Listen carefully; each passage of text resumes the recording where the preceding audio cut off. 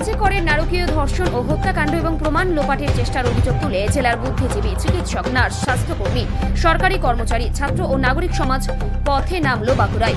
সোমবার দুপুরে শহরের মাচানতলা ঘড়ি মোড়ে মিছিল শুরু হয়ে পোদ্দারপাড়া ঘুরে মিছিল যত এগিয়েছে, মানুষের স্বতঃস্ফূর্ত অংশগ্রহণে মিছিল ততটাই দীর্ঘ থেকে দীর্ঘতর হয়েছে। মিছিলের শুরু থেকে শেষে একটাই আওয়াজ, উই ওয়ান্ট জাস্টিস। 9 আগস্ট রাত্রিরে ডিউটিরত অবস্থায় একজন এমডি পিজিটি তাকে রাত্রিবেলায় যে নৃশংসভাবে, যে বর্বরচিতভাবে হত্যা করা হয়েছে এবং তার উপর ধর্ষণ করা হয়েছে, যেটা ধর্ষণের বা বর্ণনা করার কোনো আমাদের ভাষা নেই এবং দুঃখ প্রকাশের কোনো ভাষাও আমাদের কাছে নেই।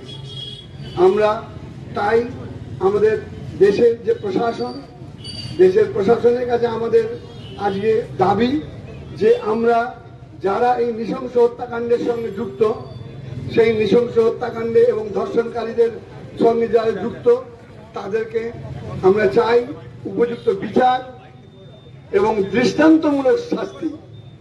আমরা আমাদের এই আন্দোলন ততদিনই চলবে যতদিন না আমরা দেখব দোষীরা শাস্তিপ্রাপ্ত হচ্ছে এবং বিচার হচ্ছে এবং উপযুক্ত বিচার পেয়ে তারা যেন শাস্তিপ্রাপ্ত হয়।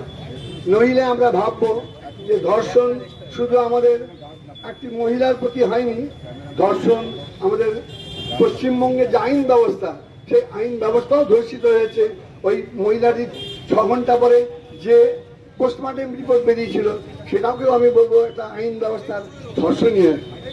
এটাও লজ্জার কোনো ভাষা নেই।